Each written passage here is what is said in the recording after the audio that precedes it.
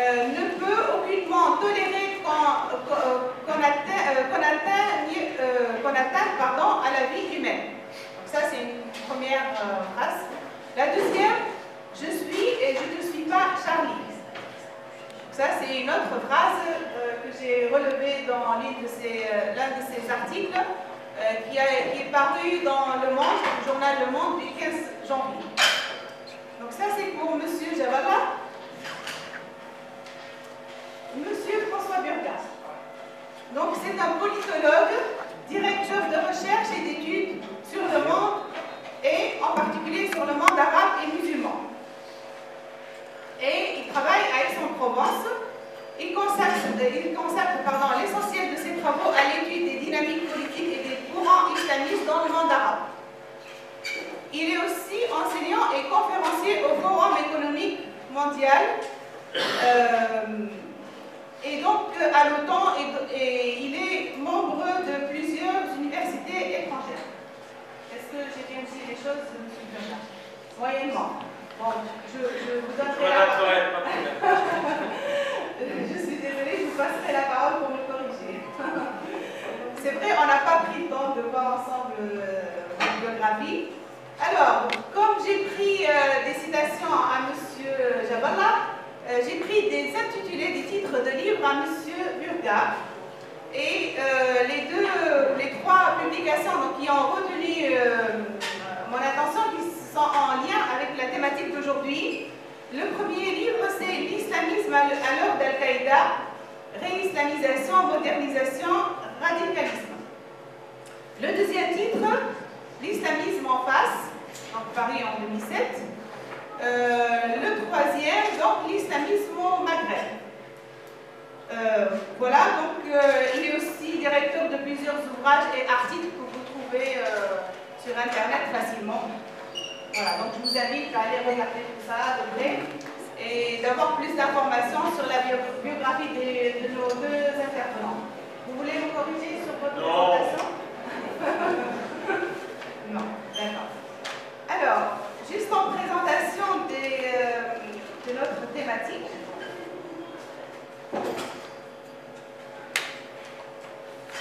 Alors, notre thématique est quand même assez sensible dans cette période-là. Surtout, bon, c'est vrai, on l'a préparé longtemps avant ce qui s'est passé dernièrement en Tunisie, les attentats.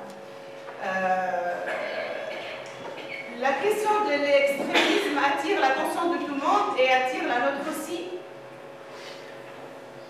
L'extrémisme n'est pas national, c'est un phénomène international qui utilise tous les moyens pour exister, et en particulier les moyens de télécommunication les plus développés. Donc ça, c'est un constat. Alors, cet extrémisme-là devient du terrorisme par moment. Ce mouvement, il est aussi, le terrorisme, c'est aussi international. Il dépasse les nations, il dépasse les nationalités. Cette mondialisation est un défi, est un nouveau défi qui n'existait pas avant et auquel les moyens de télécommunication contribuent énormément. Par ailleurs, l'un des acquis des révolutions arabes, c'est la liberté. Cette liberté, on ne peut pas ne pas dire que c'est un acquis. C'est un acquis pour les pays qui ont vécu ces révolutions-là. Mais malheureusement, ces libertés, ces acquis-là, ont permis aux extrémistes d'avoir une place et de se développer et de passer à l'action. Donc, parmi les actions, celles qu'on a vécues malheureusement dernièrement à Bordeaux, au musée à Tunis. Comment résoudre cette problématique? Comment faire pour que ces menaces ne mettent pas en cause les acquis de la révolution et donc la liberté? Ça, c'est l'une des problématiques qu'on aimerait aussi évoquer pendant les interventions et cet échange qu'on aura avec vous. Par ailleurs, ces groupes terroristes disent et réclament avoir des fondements religieux, et en particulier des fondements musulmans. La question qu'on peut se poser à ce niveau-là, est-ce que ces textes religieux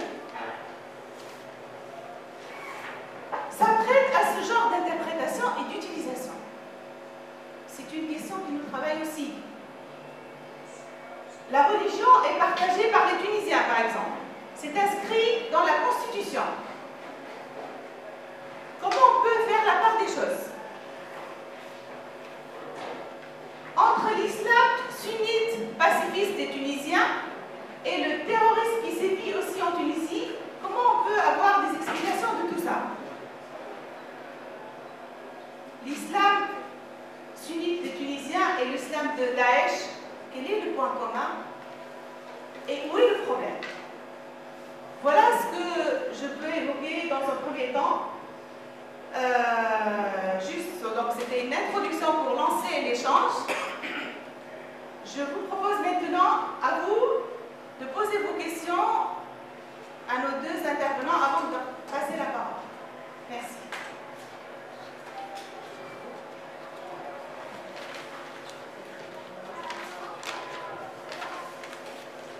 Donc il y a un micro baladeur.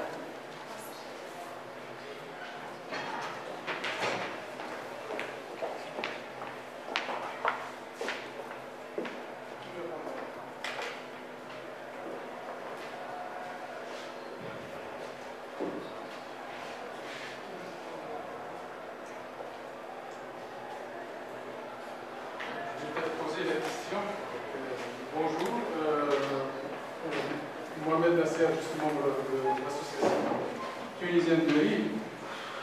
La question que je peux poser aujourd'hui à nos deux intervenants, Daesh, il y a peu de temps, elle est inconnue. Comment se fait-il qu'une organisation aussi terroriste arrive en peu de temps à mettre le monde en difficulté?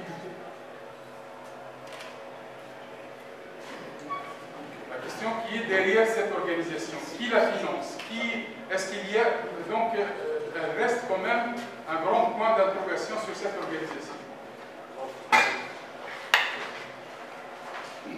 Oui, dans les questions qui sont posées en introduction,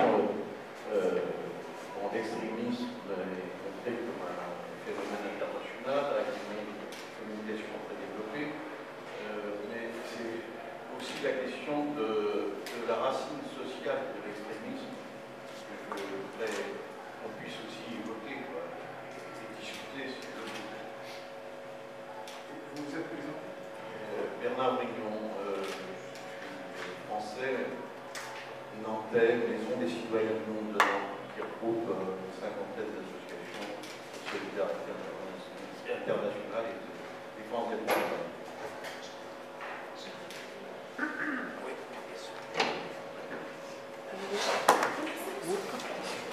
Petit problème. Je suis Julie Morin, je suis québécoise canadienne. Moi, ma question, quand on parle d'internationalisation, c'est comment des jeunes Québécois, Canadiens, se convertissent et adoptent l'extrémisme et aussi comment contrer ce phénomène qui nous touche aujourd'hui, parce que j'étais à Ottawa le 22 octobre 2014, quand il y a eu un attentat terroriste au Parlement, donc c'est ça. Merci.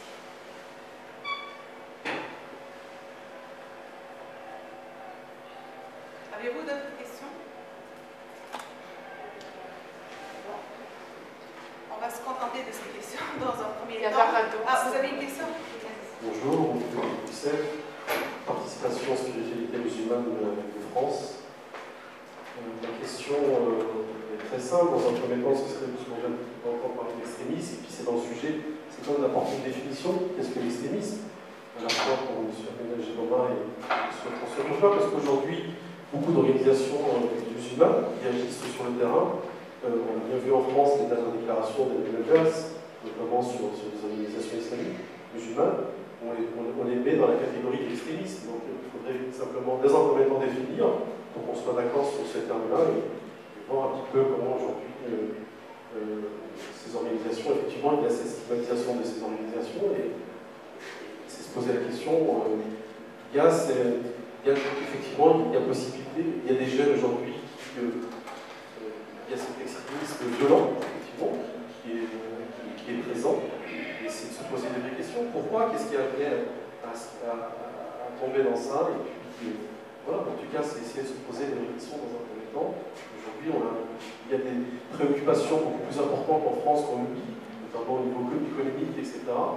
Et on laisse de côté pour simplement se focaliser sur des sujets, sur l'extrémisme, etc. Alors, je pense que si on arrive à résoudre peut-être notamment l'emploi en France, etc., je pense qu'on pourra peut-être apporter des solutions et éviter tous ces dérapages.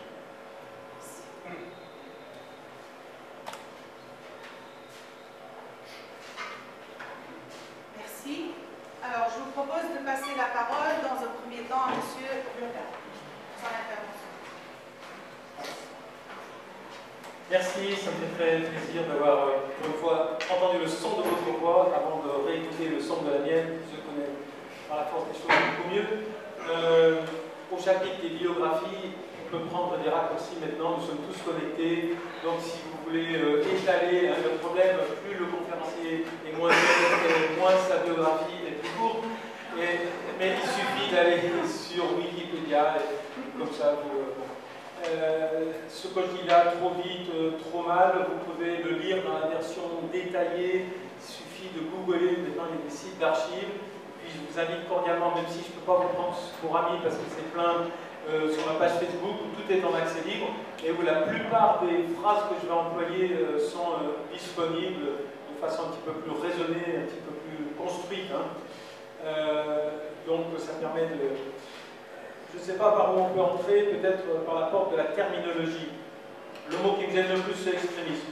Mais il y a des tas d'autres mots dont on peut donner une définition relativement sereine.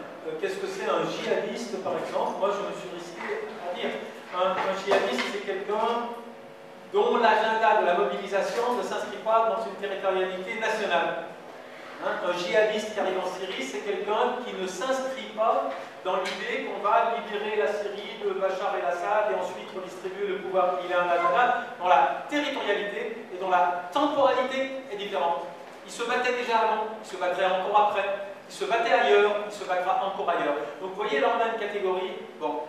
Mais après, le djihadiste, il a souvent une caractéristique qui est également très facile à définir. C'est la stigmatisation sectaire de l'autre. Et là, on a aussi une frontière très claire. On franchit une ligne rouge. Moi, on me dit, ouais, vous êtes sympa avec les islamistes, vous trouvez tout le monde gentil. Je dis non, il y a un endroit où ça s'arrête. La stigmatisation sectaire de l'autre, quand on condamne l'autre, non pas pour ce qu'il fait, tu me marches sur les pieds, tu occupes mon territoire, mais pour ce qu'il est. Tu es un sale chrétien, tu es un sale chiite, tu es un sale musulman. Et là, on a une frontière très claire, le registre de la mobilisation sectaire. Simplement, j'introduis une nuance, je dis, vous savez, dans l'histoire du monde non musulman, la frontière de la stigmatisation sectaire, elle est très répandue. D'un sang impur, ras-le-bol de nos sillons, le sang impur, stigmatisation sectaire. Le sale Bosch, c'est une stigmatisation sectaire. On le stigmatise au nom de son appartenance nationale, et non pas en tant qu'il est un envahisseur, etc., etc. Donc il faut être prudent, mais on a quand même des catégories. Le mot terroriste est un mot valise extrêmement dangereux. Et souvent, je reprends cette chronologie, les Français qui résistaient aux nazis furent qualifiés de terroristes, puis arrivés au pouvoir, ils qualifièrent les Algériens qui leur résistaient de terroristes. Quand les terroristes algériens arrivèrent au pouvoir, ils s'empressèrent de qualifier de terroristes leurs opposants islamistes, etc., etc. Donc, terroriste n'est pas un concept scientifique. Terroriste, c'est généralement un mode d'usage de la violence dans un conflit très dissymétrique. Quand je n'ai pas, vous vous souvenez de cette répartie historique des Algériens auprès de qui les Français se plaignaient, ah, bande de salauds, vous avez mis une bombe dans un couffin, et les Algériens répondent, passez-nous vos avions, on vous passera nos couffins. Donc on a tout le temps un problème de relativité que très souvent on n'arrive pas à restituer quand on analyse une occurrence de violence aveugle. Alors, le seul avantage, et après je ne parlerai plus de mon âge, de plus être totalement jeune, c'est que ce n'est pas la première fois qu'on me demande d'analyser des occurrences de violence inacceptables. Inacceptables, pourquoi particulièrement inacceptables? Parce que les victimes, on n'arrive pas à les corréler à l'origine de dysfonctionnement, d'injustice, etc. Et moi je me souviens de la première fois où ça m'est arrivé, c'était les explosions du métro Saint-Michel, 1995 à Paris. Alors bon, je suis obligé de prendre le temps de dire, c'est une affaire sur laquelle je me suis penché à titre professionnel.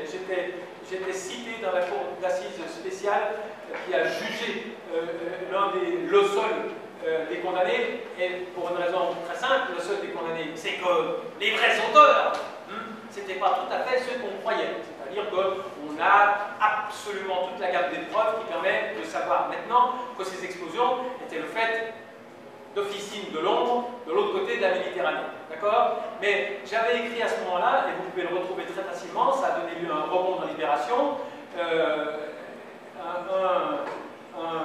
un article que j'ai repris en boucle depuis, qui s'appelle « La machine à fabriquer les poseurs de bombes ». Et j'expliquais dedans, et j'explique toujours, lorsque nous nous trouvons en face d'une occurrence de violence aveugle, dite terroriste, la première réponse totalement légitime, j'y souscris, je respecte ceux qui la mettent en œuvre, c'est d'arrêter le poseur de bombes. Avec tous les moyens dont on dispose pour arrêter un poseur de bombes. C'est-à-dire tout l'éventail sécuritaire est légitime. Je ne lui dénie pas, je ne dénie pas la légitimité de l'approche sécuritaire et répressive. Mais si on s'arrête là, si on ne se penche pas sur les raisons qui ont fabriqué des individus qui estiment qu'il n'existe pas d'autre mode d'action efficace que de poser des bombes, on n'a rien fait. Hein? Et la seule véritable idée que je vais vous suggérer là à discuter, c'est que cette erreur-là, nous la refaisons en permanence. Comme si rien ne s'était passé. La réponse américaine du 11 septembre est l'archétype d'une réponse seulement sécuritaire qui ne se soucie pas de démonter, d'identifier les dysfonctionnements des institutions politiques mondiales, régionales, nationales qui ont fabriqué des individus qui ne voient pas d'autre solution que le passage.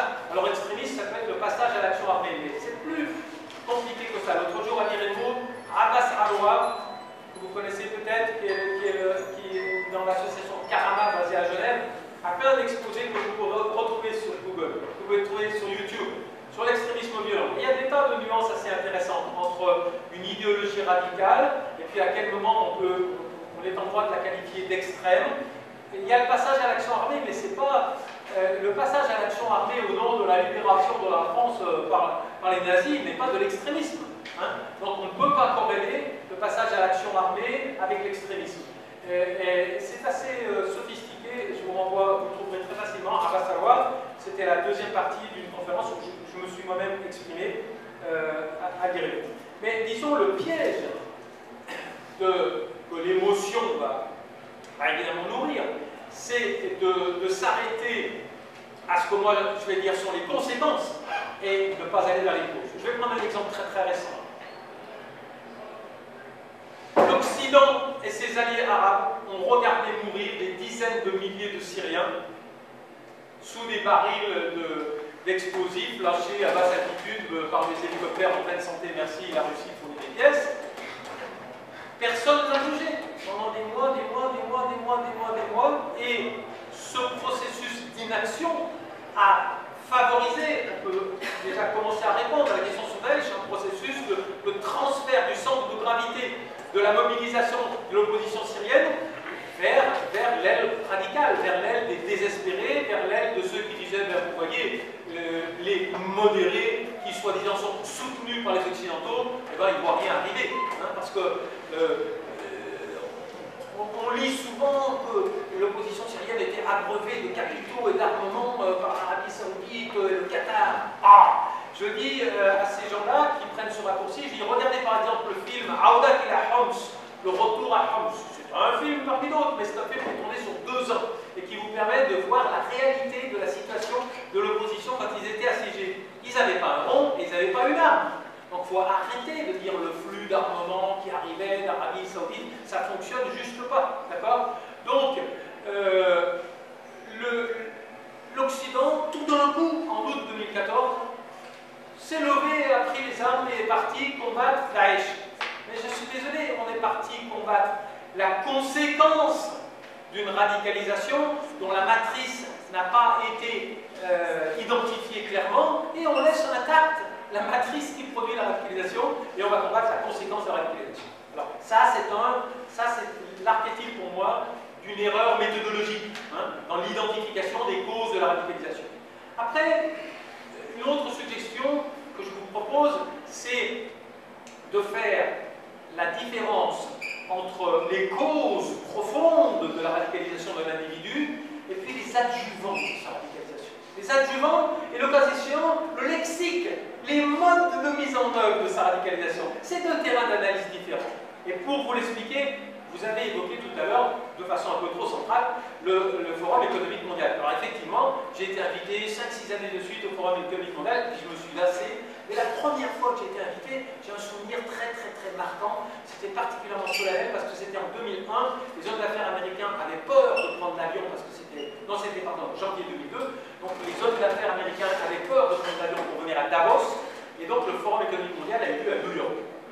Et moi, je me suis trouvé associé à un panel particulièrement impressionnant où je devais débattre avec l'auteur de la théorie du conflit de civilisation, sous l'œil de toute une série de personnalités, dont le prince Turki Faisal, qui était aussi un des intervenants, l'ancien leader des Mukhawarat, et dans une atmosphère, pour que vous sachiez, des Mukhawarat saoudiens, le prince Turki Faisal, c'est le leader, ensuite il devient ambassadeur à Londres puis aux États-Unis, dans une atmosphère, Forum économique mondial, on va dire, où le point de vue des Israéliens s'exprime plus naturellement que le point de vue des Palestiniens. C'est une façon de rendre compte du rapport de force.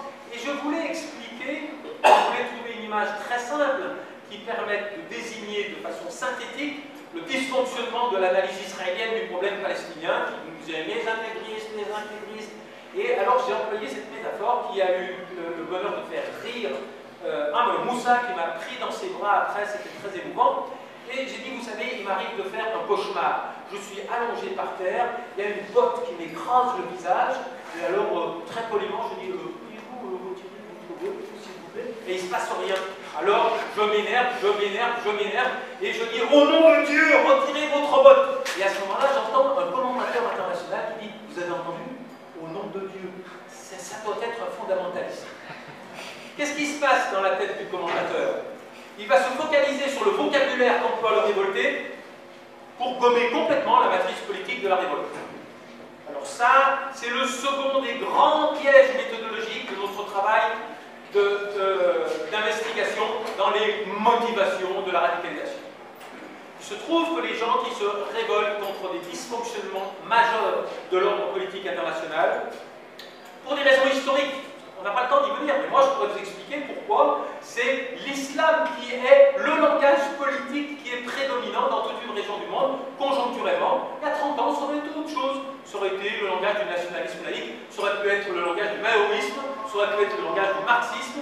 Conjoncturellement, pour des raisons historiques, dans toute une région du monde, c'est le lexique de l'islam qui mobilise le plus naturellement ceux qui sont en situation, je n'ai pas oublié le Québec malade, on va y arriver. Mais disons, restons pour l'instant dans le monde arabe, pour des raisons historiques, ce n'est pas le langage du léninisme, comme ça a pu être le cas, ce n'est plus le langage du vieil anti-impérialisme classique, c'est le lexique de la religion musulmane. Pourquoi? C'est ce que j'ai essayé d'expliquer depuis fort longtemps, parce que lorsqu'on parle à un occidental et qu'on lui dit « cache-toi », ça fait de l'effet. Quand on lui dit « rends-moi la clé du canal de Suez », ça fait de l'effet aussi. Mais quand on lui dit « dorénavant, pour te parler, je n'emploierai plus le lexique dont tu as essayé de me faire croire qu'il était le seul qui pouvait exprimer l'universel, je vais te parler musulman, je vais employer la terminologie et les références de la culture que la trop bonne santé de l'Occident, quand il est venu me rendre visite pendant la période coloniale, avait folklorisé. Eh bien, ça a un effet, ça booste, c'est plus efficace, c'est homemade. Donc, mais ça, on pourrait prendre une demi-heure pour l'expliquer. Mais le danger méthodologique, c'est de dire, il parle musulman, donc je vais aller chercher l'explication dans le Coran. Et là, je suis désolé, c'est une impasse méthodologique. C'est une impasse méthodologique, je ne veux pas nier l'importance de ceux qui manient la référence musulmane, mais je sais à l'avance ce qu'ils vont nous dire. Ils vont nous dire, vous savez, ces jeunes-là, qui prennent le début de la sourate, mais moi qui suis un savant musulman, je peux vous assurer qu'il y en a une autre qui dit le contraire. Et je le sais, ça ne me surprend pas. On va toujours, dans un corpus religieux, pouvoir prendre le segment qui va légitimer ma radicalisation et oublier celui qui lui met des exigences telles que dans l'absolu, ma réclamation n'est pas légitime. Hein? Bon, Après, pourquoi ça se passe au Québec? Très très brièvement.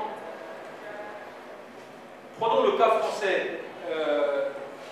Le fait même que ceux qui ont attaqué à Paris aient été français a conduit les Français à ne vouloir lire cette crise que dans sa territorialité hexagonale. C'était à mon sens une erreur. Parce que j'ai eu l'occasion de dire, vous savez, si toutes les mesures que vous prônez pour que plus jamais un petit jeune se radicalise et ne vienne frapper des intérêts français fonctionnent. Espérons que ça puisse se produire. Vous savez ce qui risque de vous arriver? Il y a un petit jeune qui va arriver d'un pays d'à côté avec un autre passeport et il va lui aussi venir vous demander des comptes. Pourquoi? Parce que la confrontation, pour la comprendre, il faut faire un coup de zoom arrière. Il faut bien sûr se focaliser sur les victimes des Kalachnikov. Mais si se focaliser sur les victimes des Kalachnikov nous conduit à oublier les victimes des drones 825 au Yémen et les victimes des 5000, non, on en est pardon, à 7250 bombes que nous lançons sur l'Irak depuis août 2014, ou les victimes des F-16 sur Gaza, il vous manque des éléments de compréhension de la crise. La crise ne peut se dire « j'y suis pour rien ». Ce n'est pas un élément de protestation des organisateurs. La crise ne peut se comprendre que dans sa territorialité globale. Alors pourquoi elle gagne des jeunes Québécois qui parfois même ne sont même pas musulmans initialement? Des solidarités transnationales sur une base de l'adhésion idéologique, même pas confessionnelle, c'est pas nouveau. On n'a pas besoin de l'islam pour ça. Ça a toujours existé. Et pas toujours dans des configurations sympathiques. Des chrétiens français sont partis pendant la guerre civile libanaise combattre dans les rangs de chrétiens libanais dont on peut dire qu'ils n'étaient pas le mieux de ce qu'avait produit la religion chrétienne, vous savez, aimez-vous les uns les autres, en termes de mobilisation politique. Ce sont les gens qui sont partis, en gros, participer à Sabra et Chatia. Hein. Mais bien sûr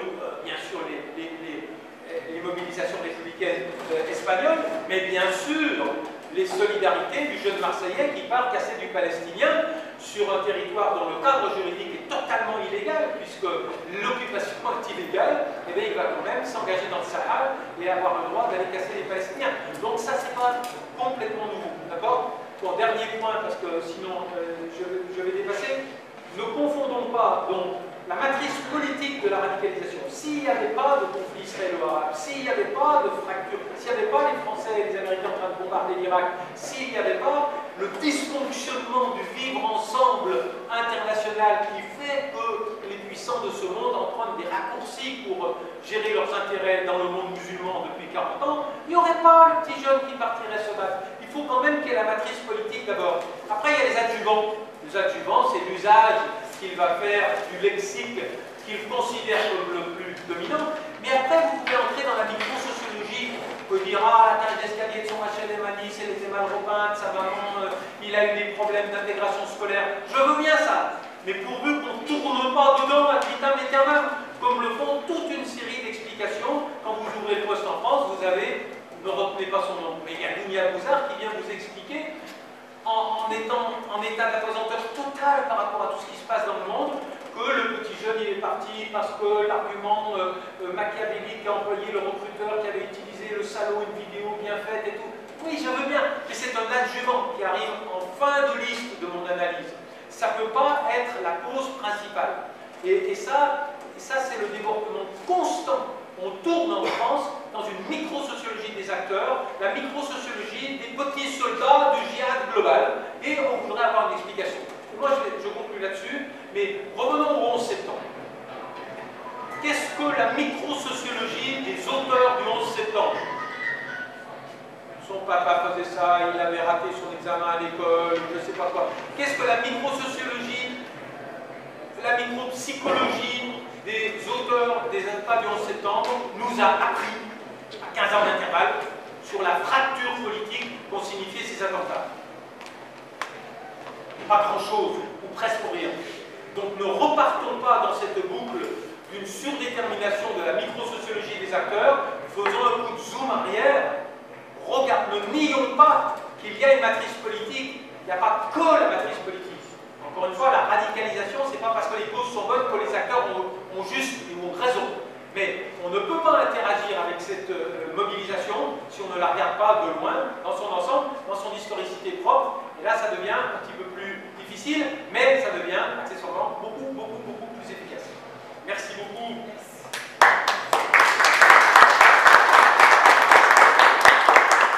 Donc la parole est à M. Nicolas. Merci. Je pense que autour de ce sujet, oui, l'essentiel a été dit par François Berger, parce que je pense qu'il est l'un des grands spécialistes de ces questions, avec une analyse pertinente. Moi-même, je suis parmi ceux qui suivent toujours ces articles, et je pense qu'il a cette analyse profonde qui nous permet justement de comprendre toute la problématique aujourd'hui qui semble un peu complexe, alors que si on essaie de suivre un petit peu l'analyse, on peut quand même facilement découvrir qu'il y a une logique qui tient la route. Et je pense que si vraiment on est dans une attitude, je dirais, sérieuse pour comprendre les causes, au lieu effectivement de s'intéresser des conséquences sans voir ces causes, on peut justement aller dans cette direction-là. Alors, la problématique ou le sujet, comme il est intitulé, je vais essayer un petit peu de porter une vision assez globale sur révolution arabe, mondialisation, extrémisme violent. Je dirais d'abord que les révolutions arabes, ce qu'on appelle aujourd'hui le printemps arabe, est en fait été l'expression d'une aspiration profonde à la liberté, à la justice sociale, mais aussi à un monde d'égalité et de justice. Peut-être avec des références parfois différentes, mais je pense qu'il y a ces aspirations communes. Cette aspiration, je dirais, c'est une aspiration humaine universelle qui a constitué le moteur des révolutions à travers l'histoire. Mondialisation, la mondialisation aujourd'hui, avec tous ses outils, ses moyens notamment de communication, a certainement facilité la circulation des idées, des données. Elle a contribué à alimenter ces aspirations. Bien sûr, la mondialisation a aussi ses revers négatifs. Mais parlons tout d'abord de ses effets positifs. Alors le monde arabe, puisqu'on parle des révolutions arabes, elle est peut-être la région du monde qui a souffert le plus des régimes autoritaires, de l'injustice, de la corruption, avec un déficit des droits de l'homme, dictature, absence des libertés, notamment les libertés politiques, avec également les difficultés économiques. Bien sûr, on parle du monde arabe, il y a des pays riches qui ne souffrent pas peut-être d'un manque au niveau de l'économie, mais il faut aussi se poser la question par rapport à la justice sociale même dans ces pays riches. Dans le reste des pays qui souffrent, qui sont des pays faibles, le problème du chômage des jeunes, aujourd'hui on parle du chômage des diplômés, l'absence de tout horizon pour une jeunesse désœuvrée, ajoutant bien sûr à tout cela des politiques internationales injustes, imposées par les grandes puissances, qui ne cherchent qu'à protéger ses intérêts, au prix même de bafouer ses valeurs de droit de l'homme et de justice.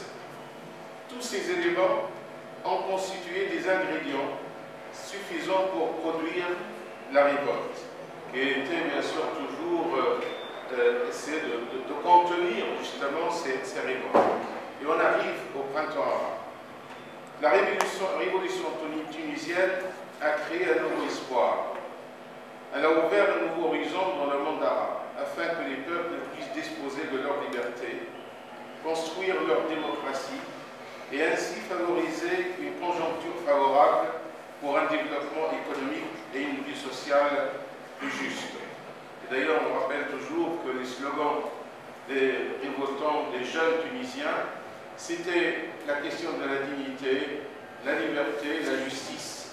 Voilà, si vous voulez, tout ce que tout le monde demandait comme aspiration profonde. Cet élan des peuples vers la liberté, il faut le reconnaître aujourd'hui, avec tout le recul que nous avons pour quelques années, n'était pas malheureusement accompagné par un soutien véritable de la part de l'Occident et de l'Europe en particulier. Nous avons au début écouté quelques discours de certains responsables qui se disent un petit peu réjouis de voir que les peuples aspirent à plus de liberté et de démocratie, mais on le voit bien, il n'y avait pas une volonté politique véritable pour essayer de soutenir, d'accompagner ces peuples dans leur démarche vers la liberté, vers la démocratie. Comme c'était le cas, on peut aussi comparer avec le soutien de l'Europe qu'elle a apporté à l'Europe de l'Est. Je me souviens lorsqu'il y a eu les actions populaires en Pologne, tout le soutien de la France pour essayer justement que cet élan puisse arriver à réaliser justement ses objectifs.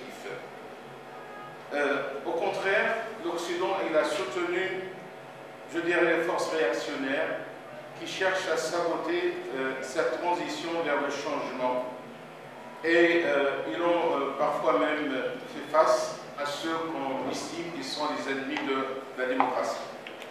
Et là, j'emprunte une citation de Chomsky qui a également une analyse de la politique américaine et occidentale lorsqu'il dit dans un entretien en 2011 « Tant que l'hémisphère sud sera sous le contrôle des États-Unis qui ont pris la succession de l'Europe, il n'y aura pas de démocratie, car elle sera anéantie. » Il parle également que c'est une constante, malheureusement, dans la politique américaine.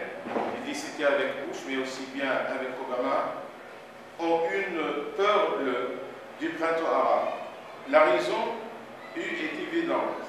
Ils n'ont aucun intérêt à l'établissement de démocratie dans le monde arabe. Car si l'opinion publique arabe avait de l'influence sur la politique de ces pays, les États-Unis seraient chassés de la région. C'est pourquoi ils ont une peur panique de voir s'y établir des démocraties.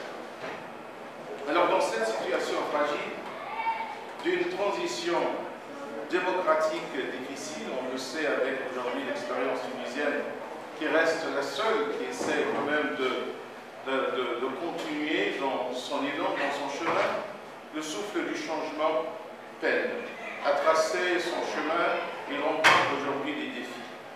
Avec une expérience démocratique naissante, avec l'absence d'un vrai débat politique, on le voit dans l'expérience tunisienne aujourd'hui, si on essaie d'analyser un petit peu, entre les formations politiques qui sont dans la majorité des formations jeunes, avec malheureusement aussi parfois des débats qui sont focalisés sur des questions relatives à la question de l'identité culturelle, etc. Cette bipolarisation entre les courants de l'islam politique et les courants qu'on appelle de modernistes, des revendications sociales avec une situation économique plus que difficile, et il faut bien sûr prendre le contexte international, la révolution syrienne, et on le sait tous ici, lorsque la parole a pris un peu de liberté, et lorsqu'on a vécu cette tragédie qui continue toujours en Syrie, on le voit bien dans beaucoup de jeunes qui s'expriment, qui voient qu'effectivement aujourd'hui la Syrie, c'est l'exemple même de cette politique, la politique qu'on appelle toujours celle que les peuples ne sont pas tous les mêmes, ils n'ont pas la même dignité. Aujourd'hui, on laisse cette situation aller dans le pourrissement total. La communauté internationale a préféré de jouer peut-être le rôle de spectateur qui laisse la situation évoluer vers le pourrissement total afin d'empêcher, pourquoi, on essaie d'analyser, de comprendre, peut-être toute transformation démocratique aux frontières de l'État hébreu. La même position également vis-à-vis des soulèvements des populations sunnites. L'année dernière, nous avons rencontré une délégation de savants sunnites qui viennent de l'Irak, avant les derniers événements, et qui nous disent que ça va exploser. Parce que, effectivement, là-bas, la situation devient insoutenable. On voit bien qu'il y a une certaine volonté, avec bien sûr tout le soutien de l'Iran, mais derrière l'Iran, il y a les États-Unis aujourd'hui, et avec eux, il y a toute une volonté pour que la situation aille justement au pourrissement. Et on le voit aujourd'hui déstabiliser toute la région. Une politique de collaboration effectivement avec l'Iran pour créer un état d'antagonisme aujourd'hui, facilitant l'intervention et la manipulation d'une politique hégémonique dans le Proche-Orient et dans le monde arabo-musulman. Ces deux situations explosives, en Syrie et en Irak, qui deviennent bien sûr incontrôlables, ont fourni un espace ouvert à ce qu'on peut appeler des contestataires qui cherchent à exprimer leur frustration de leur réalité politique et sociale insoutenable, mais aussi leur révolte contre une politique internationale désastreuse, d'où la licence justement de ces mouvements extrémistes. Alors qui sont ces extrémistes, qui sont ces djihadistes qu'on appelle? Ce sont des personnes qui se trouvent plutôt, et là aussi il y a une analyse intéressante de Raphaël Augier qui parle de la radicalisation. Est-ce qu'on peut parler d'une radicalisation religieuse ou plutôt c'est une radicalisation antisociale? Des gens qui sont également dans une rupture avec l'ensemble de la société.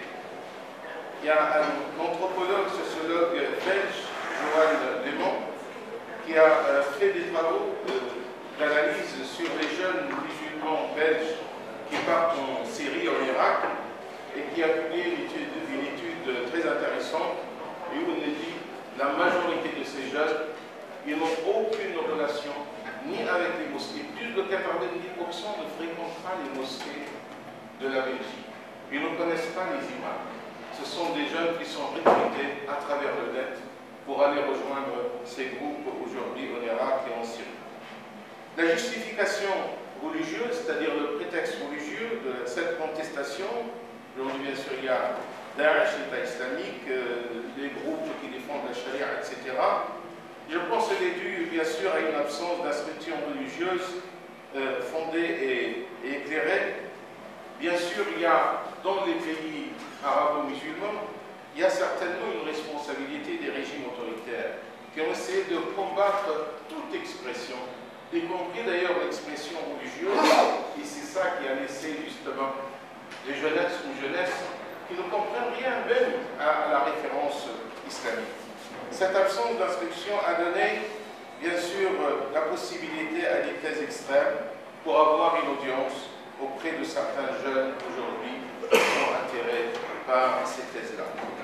Alors, pour finir, comment faire face aujourd'hui à cette violence et au terrorisme? Pour donner quelques idées et ouvrir, bien sûr, le débat autour de ces idées. Je pense qu'aujourd'hui, il y a un besoin d'un vrai soutien au changement démocratique. C'est-à-dire, on a la responsabilité aujourd'hui de donner l'espoir que le changement peut se réaliser pacifiquement, en dehors de la violence. Et tout le monde a applaudi justement lors de la révolution tunisienne pour dire c'est la fin de la Qaïda, c'est la fin de ces groupes extrêmes, parce qu'aujourd'hui ce sont les peuples qui disent qu'il est possible aujourd'hui d'accéder à la liberté, à la démocratie, grâce à la contestation pacifique. Et on n'a pas besoin de passer par la violence. D'ailleurs, la violence n'a jamais arrivé à changer le sort des peuples. L'importance de cette expérience tunisienne aujourd'hui est l'exigence de son soutien. Soutien, notamment dans le domaine de développement, dans le domaine économique. Et je dirais aujourd'hui, malheureusement, pour revenir, parce qu'on est toujours devant des politiques absurdes, aujourd'hui, au lieu de vendre des rafales à un régime autoritaire en Égypte, je pense qu'il a fallu surtout soutenir la démocratie naissante en Égypte. Quelles que soient les difficultés des débats politiques, c'était plus intéressant pour l'Égypte et pour le monde, justement pour soutenir cette démarche vers la liberté et la démocratie. Deuxièmement, aider les peuples à construire leur démocratie, en harmonie avec leurs valeurs culturelles, certes avec interaction avec les autres cultures, mais sans leur imposer un schéma préconçu. Je pense que là aussi, nous devons comprendre aujourd'hui que ces peuples, ils ont toute la dignité, la possibilité de construire leur modèle.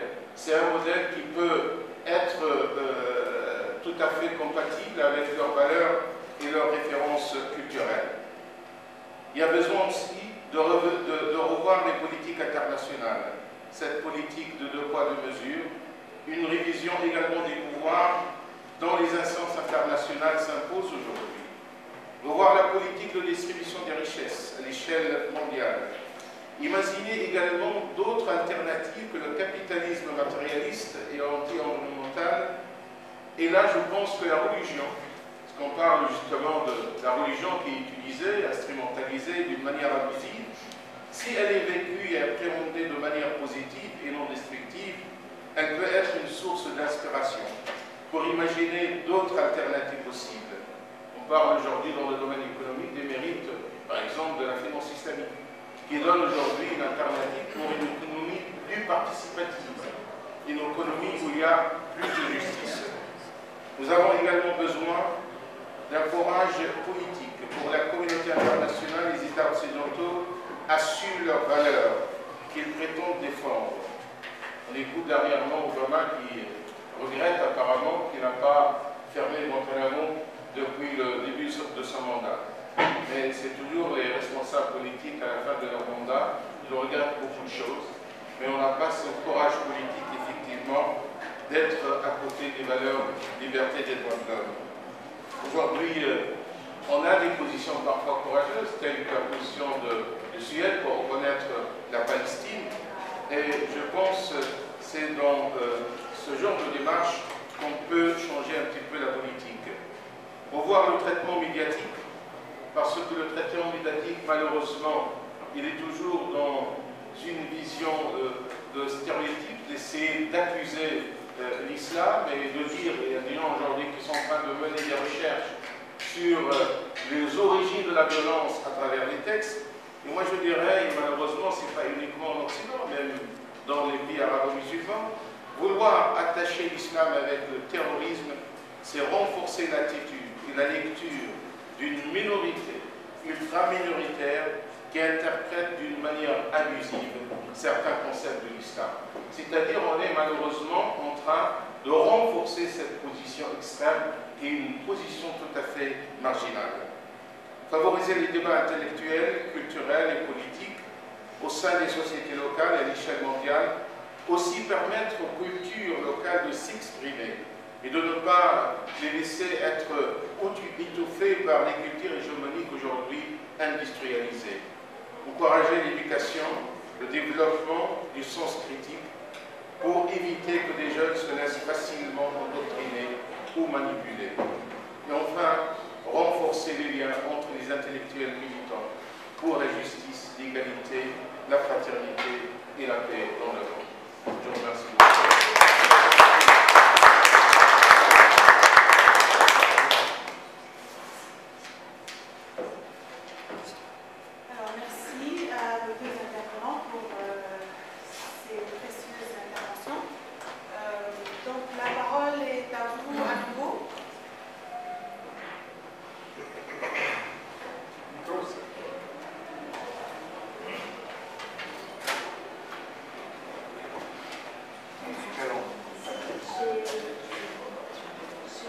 Je suis un professeur de la maison des citoyens.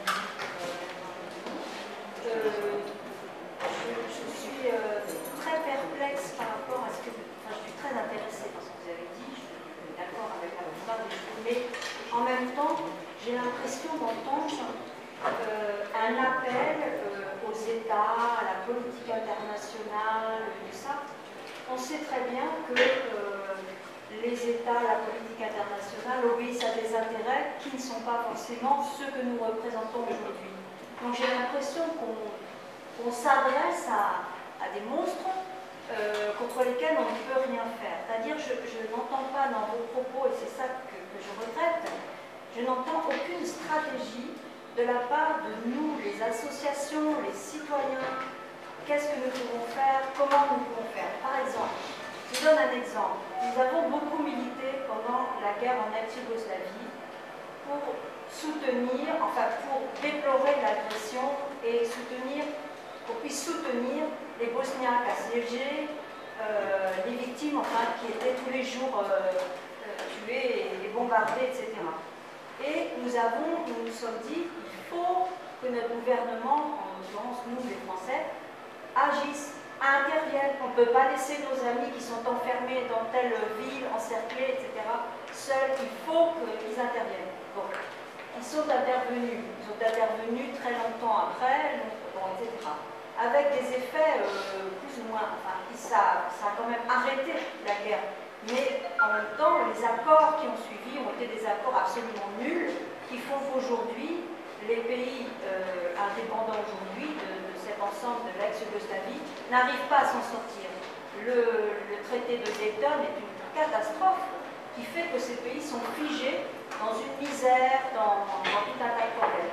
Et donc, par rapport à ce que vous disiez qu'on aurait dû intervenir en Syrie. Enfin, les États auraient dû intervenir en Syrie, l'Occident. Moi, je le pense aussi. Enfin, tout le monde, nous avons souhaité sans doute qu'il y ait un appui donné à ces révolutionnaires syriens. Bon. Mais en même temps, les États venaient d'intervenir en Libye avec la catastrophe que nous avons aujourd'hui, et a auparavant été intervenu en Irak, enfin bref, passons, hein, même si la France là n'était pas. Mais vous voyez, on est là en train de demander à nos États de faire des choses dont on sait très bien qu'ils ne les feront que dans leur intérêt pour finir.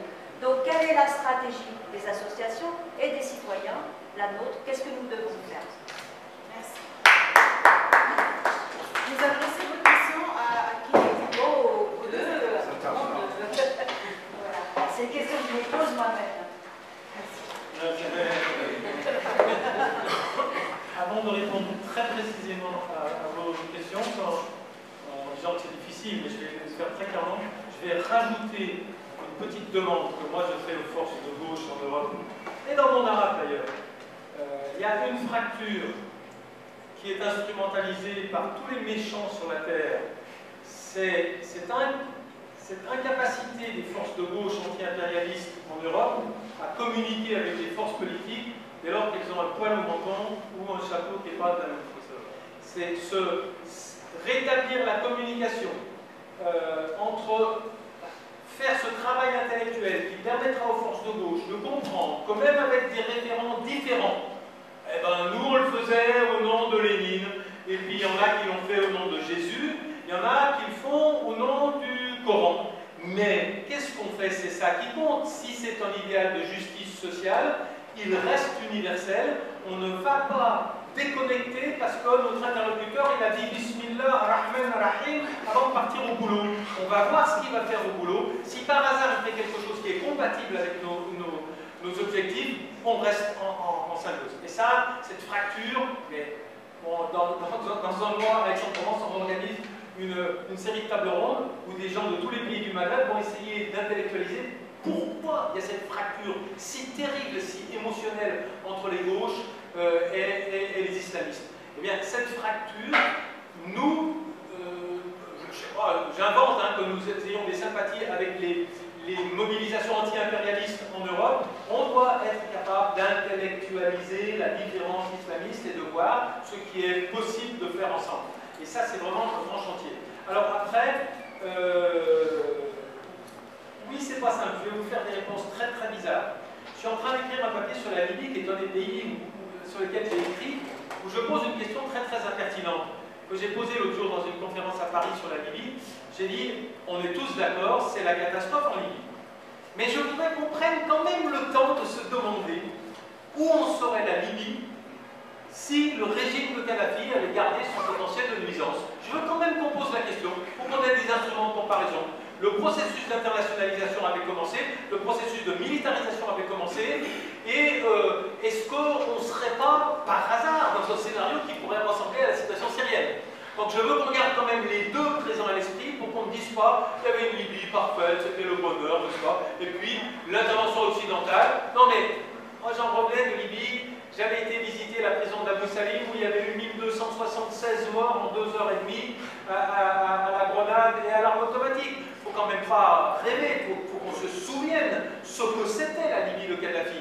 Alors la Libye de maintenant, c'est pas facile, c'est plein de contradictions, mais c'est peut-être pas aussi épouvantablement terrible qu'on le dit d'une part, et c'est peut-être pas aussi épouvantable que ça l'aurait été si le régime avait gardé sa capacité militaire de nuisance. S'agissant de la Syrie maintenant, j'aime bien, tout le monde est là en train de dire oui, on discute de l'intervention étrangère, fallait-il une intervention étrangère? Il y a un mot qui cloche là-dedans, c'est le mot étranger, parce que l'intervention, elle a déjà eu lieu en Syrie. La crise syrienne est une crise qui est tout entière irriguée par une intervention étrangère massive, c'est celle de l'Iran. Ah, celle-là, on n'en parle pas. Et tous nos militants, là, on n'a jamais vu des défilés dans nos rues parisiennes ou autres pour lutter pour dénoncer l'intervention étrangère massive qui a perfusé un régime dont je fais le pari, vous n'êtes pas obligé de me croire, mais si la crise syrienne n'était restée que syrienne, et en enlevant le Qatar, en enlevant l'Arabie Saoudite, en enlevant la Turquie, en enlevant tout le monde, moi je vivais en Syrie jusqu'en 2012, j'ai quitté la crise au milieu de la crise, j'ai quand même eu des empathies avec ce qui se passait. Je vous dis que ce régime serait tombé. Ce régime a survécu et a gardé cette capacité de martyriser une population avec, encore une fois, ces barils d'explosifs de 800 kg qui sont lâchés à moyenne altitude sur toutes les zones qui ont pour seul tort de ne pas faire partie de celles que le régime contrôle. Eh bien, on aurait pu imaginer une autre issue. Donc moi, je pense effectivement que ce qui s'est passé, et j'étais associé de très près à ce dispositif, je dirigeais l'Institut français des Proche-Orient à Damas. Nous avons dès le début eu une attitude à la libyenne, allez-y les gars, révoltez-vous, et puis dès que les urnes arabes ont commencé à nous envoyer des messages, oh là là là là, comme ils ont mal voté à Tunis, oh là là là là, comme ils ont mal voté au Caire, eh bien nous nous sommes retirés. Et nous avons immédiatement, les États-Unis ont dénoncé un veto immédiat interdisant à l'opposition d'avoir des armes qui permettent d'affecter le rapport de force militaire. Donc on a en gros laissé à l'opposition syrienne le droit de se faire massacrer, pendant que le camp qui soutenait le régime, lui, il faisait du boulot sérieux. Lui, il allait directement à l'essentiel, qui était de maintenir l'hégémonie militaire, l'aviation, l'arme lourde, qui permettait d'écraser la révolution. Donc je pense que c'est compliqué la crise syrienne, mais on peut encore, à mon sens, y voir clair. Et l'une des directions de la mobilisation, c'est bien que pour qu'il puisse y avoir un processus politique, moi je ne nie pas l'idée qu'il puisse y avoir un processus politique, mais il ne faut pas que ça soit dans les conditions de Genève. Il ne faut pas que les Syriens du gouvernement arrivent à Genève et disent vous n'êtes même pas des Syriens, vous êtes des terroristes étrangers, je ne veux même pas vous parler. Et pour qu'il y ait un processus politique, il faut que les deux camps soient reconnus comme ayant une capacité de nuisance. Il faut donc rééquilibrer le rapport de force sur le plan militaire. Donc vous voyez, c'est complexe, mais c'est pas désespéré. On est en droit d'attendre, et bon, alors si vous voulez une direction de mobilisation, pour moi, ce qu'a fait la France en 2014, en août 2014, de partir bombarder Daesh, c'est une catastrophe, parce que nous avons, dans le ciel syrien actuellement, les avions américains croisent les hélicoptères du gouvernement syrien qui vont exploser les petits-enfants, et leur disent bonjour, et ils partent bombarder le produit de l'intolérance du régime, c'est-à-dire nous bombardons la conséquence, le régime syrien a fabriqué un monstre, nous bombardons le monstre, mais surtout pas le régime syrien qui l'a fabriqué. Et donc, on a, quand vous voyez que nos députés, dans la foulée, 300, combien de députés 391 sur 392, il y a un seul député français qui a hésité un tout petit peu avant de prolonger la campagne militaire aux côtés de l'Iran, entre parenthèses. Nous nous battrons aux côtés de l'Iran dans une guerre qui a une très forte dimension sectaire. Parce qu'il y a toute l'aviation de la terre dans les airs et il y a l'armée iranienne sur le terrain. Eh bien ça, par exemple, c'est un axe de mobilisation.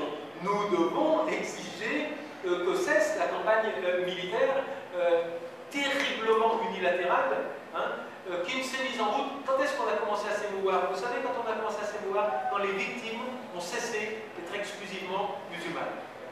Quand il y a eu des journalistes occidentaux et des yézidis. Moi j'aime bien les yézidis, je suis allé chez eux, c'est des gens très bien, ils sortent du fond de la nuit des temps, ils sont très exotiques, mais je veux dire, il y avait des milliers, des dizaines de milliers de sunnites qui mouraient. Alors, on n'a pas voulu les aider parce qu'ils étaient trop sunnites, et les Turcs n'ont pas voulu à Kobané les aider parce qu'ils étaient trop kurdes.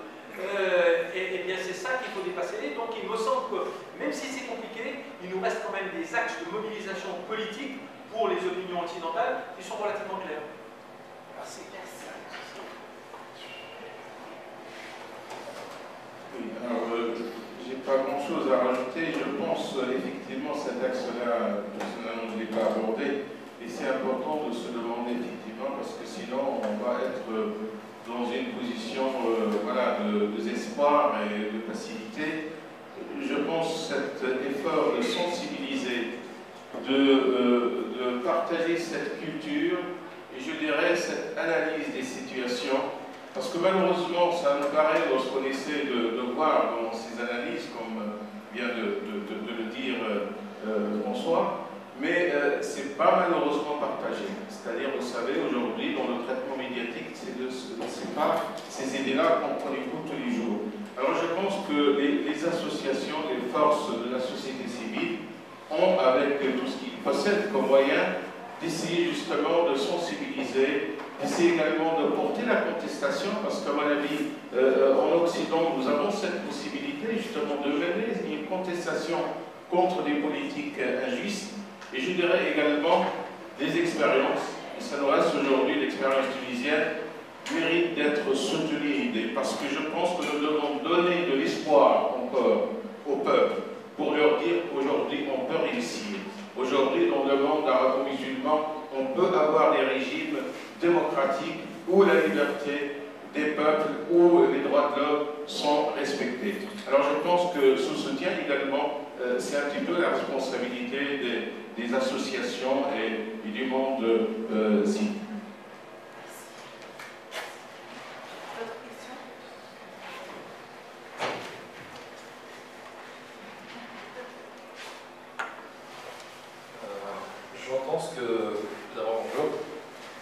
J'entends ce que vous dites concernant Daesh. Je crois savoir que ce n'est pas un problème syrien, c'est un problème qui a d'abord débuté en Irak, qui continue en Irak. Je partage tout à fait vos points de vue sur des éléments qui sont très factuels, qui sont ceux de l'implication de l'Iran, du Hezbollah libanais sur le terrain. Récemment, il y a eu des combats autour de la ville de Tikrit qui aujourd'hui est tenue par Daesh. Et où des milices, donc chiites, ont récupéré des villages. Ils ont fait des massacres, peut-être au moins aussi violents que ceux de Daesh, peut-être amenés à produire. C'est vrai que c'est très très peu médiatisé.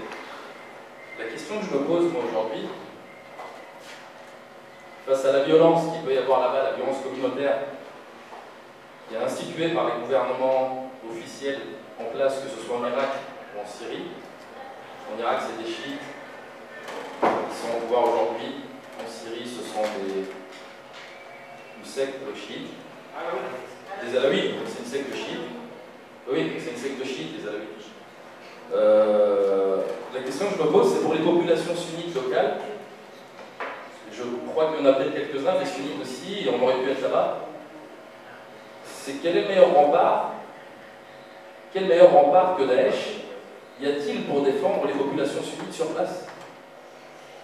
Moi, c'est malheureux, mais c'est une lecture que j'ai aujourd'hui des choses. C'est-à-dire que je me dis que sur place, si j'avais été là-bas, avec ma famille, j'aurais peut-être fait partie des populations massacrées par les milices chiites irakiennes ou par les soldats de Bachar al-Assad. Est-ce qu'il y a un meilleur rempart que Daesh pour les populations sunnites sur place? Ça, c'est ma première question. Et la deuxième, j'ai entendu les propos de madame. C'est une réalité, madame. Il faut voir les massacres faits par les chiites qui sont très très peu médiatisés. Daesh. Mais les chiites ne sont pas partis mourir. Comment? Non. C'est vrai que je tiens un discours qui peut paraître un petit peu dichotomique. Oui, c'est ça. Oui, ça je l'entends tout à fait. Mais quoique les massacres produits par des milices chiites sont existants. Alors, si vous avez un autre nom pour nommer ces milices chiites qui se définissent en tant que telles, je veux bien le prendre. En tout cas, moi je les appelle comme eux se nomment. Et c'est un réel point de fracture. Enfin, l'intervention des Américains en Irak, et j'en discutais avec un Sénégalais que j'ai rencontré ici, que vous ne connaissez pas, qui me disait que l'intervention des Américains en Irak a réveillé un vieux démon qui était enterré depuis très très longtemps. Et c'est des questions qu'on se pose aujourd'hui, qu'on ne se posait pas auparavant, celles de chiites, sunnites. Il y a une dizaine d'années, dans la population tunisienne, ou même dans les populations musulmanes que moi je peux côtoyer en France, c'est des questions qu'on ne se posait pas. C'est une vraie question, c'est est-ce qu'il y a un meilleur rempart pour les populations sunnites sur place contre donc, la barbarie que certains chiites, via leur gouvernement, peuvent manifester, pour être peut-être un peu plus précis dans mon propos. Et la deuxième, je rebondis sur les propos de madame justement qui n'était pas contente, c'est en tant que société civile, qu'est-ce qu'on peut faire? Je ne vois pas quel type d'action on peut avoir, enfin, mis à part envoyer des denrées alimentaires via des associations syriennes, et quoique même ça peut paraître suspicieux aujourd'hui, on l'a vu avec Baraka City, qui est une ONG française qui a récemment envoyé des ambulances et qui a été accusée de terrorisme.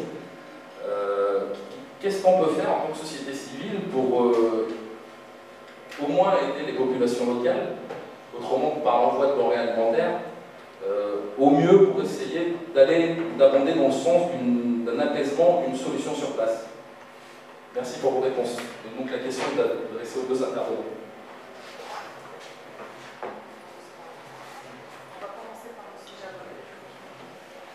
Alors, je ne sais pas, c'est-à-dire, est-ce qu'on peut dire aujourd'hui que Daesh est le seul rempart possible pour défendre les populations sunnites?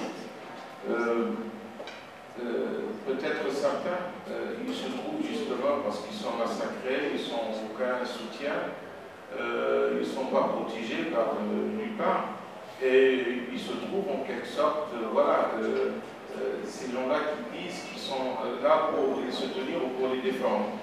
Mais lorsqu'on voit aujourd'hui également les massacres, parce qu'on connaît bien aussi ce qui se passe en Irak, c'est pas seulement les massacres sont exécutés aujourd'hui par des milices chiites, mais par Daesh aussi, contre des leaders sunnites. Parce que le problème aujourd'hui, Daesh est dans une vision extrême, qui considère que les musulmans qui considèrent qu'ils sont assez modérés ne sont pas des musulmans. Et vous savez, aujourd'hui, moi je connais des Irakiens en France qui connaissent un petit peu la réalité de près et qui nous rapportent tous les jours des grands savants, des professeurs d'université, des imams de mosquées qui sont exécutés par Daesh.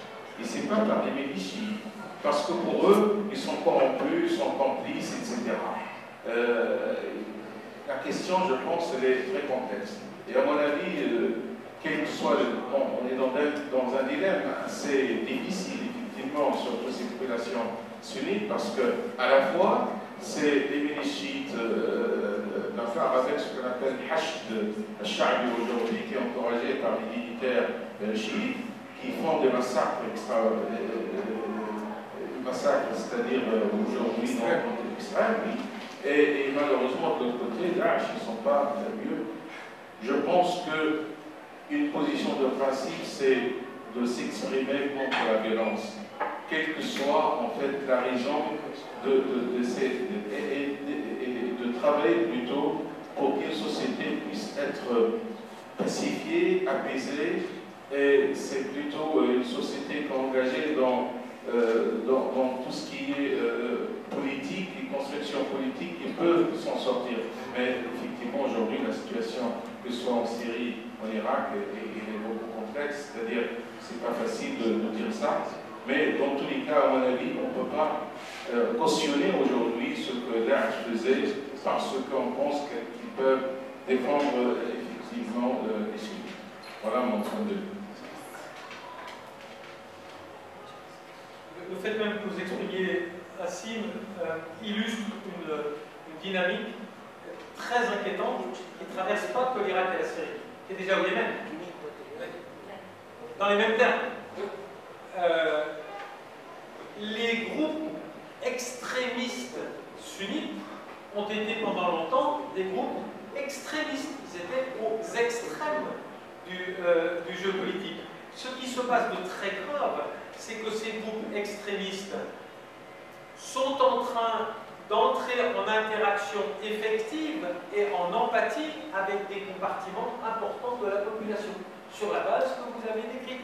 Mais actuellement, au Yémen, c'est très exactement ce qui est en train de se passer. Depuis que les Houthis ont pris le contrôle de Sanaa, comme ils sont, en fait, les Houthis sont alliés au pouvoir ancien de Riyad al-Saleh. C'est aussi une force révolutionnaire. Mais si on ne les lit que par la porte d'entrée de leur appartenance zaïdite, donc chiite, on a évidemment une vague réactive qui s'est manifestée par les attentats terrifiants, on a une vague réactive de tous les sunnites, les groupes extrémistes, mais pas seulement des segments entiers de la population sunnite qui se disent, comme vous l'avez énoncé, qui d'autre que nos radicaux peut être le bouclier qui va assurer notre défense existentielle face à la poussée d'un pouvoir sectaire.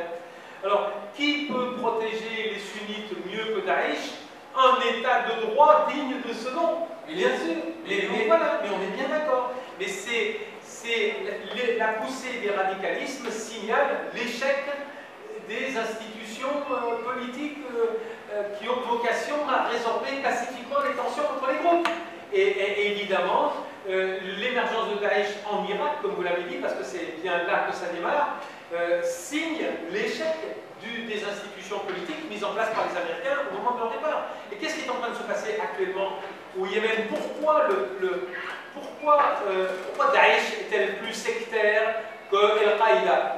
C'est assez amusant, vous avez Al-Qaïda qui dit attention les mecs, là, arrêtez de taper sur les chiites. On a donc gentil Zawahiri contre vilain Bardani. Mais il faut comprendre que Al-Qaïda s'est créé historiquement en Afghanistan, dans la confrontation avec l'irruption militaire américaine. Daesh s'est créé en Irak à l'heure d'une confrontation américaine que les chiites ont, dans le meilleur des cas, regardé passer, et dans le pire des cas, à laquelle ils se sont plus ou moins associés.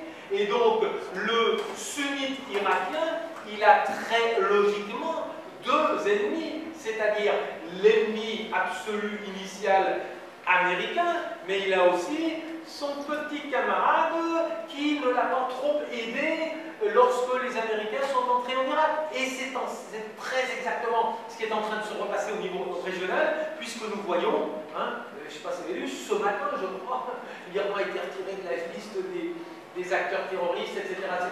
Nous avons une configuration où les chiites sont perçus comme des alliés possibles de la Pax Americana dans la région. Et donc ça exacerbe évidemment la tension sectaire entre les sunnites et les chiites, et c'est très exactement la matrice de ce qui s'est passé au Yémen. Alors, le dire, ça ne veut pas, encore une fois,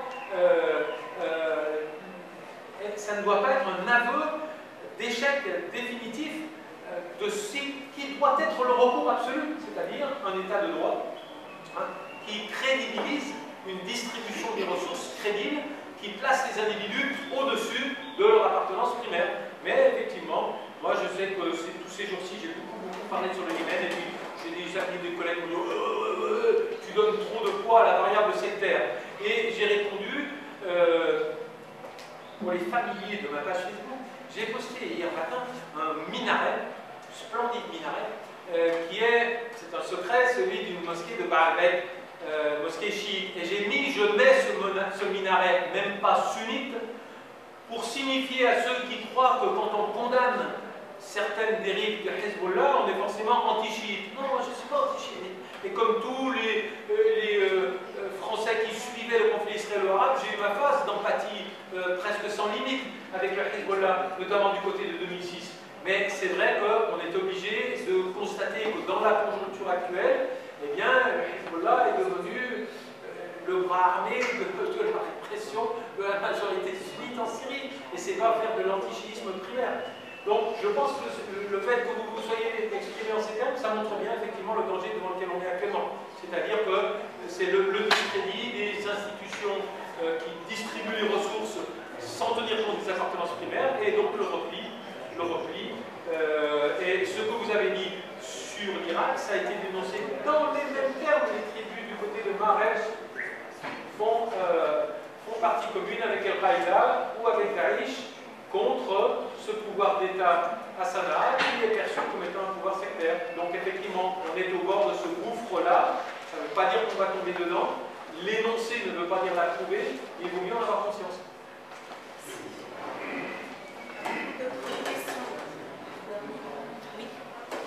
Vous pouvez lui passer le micro.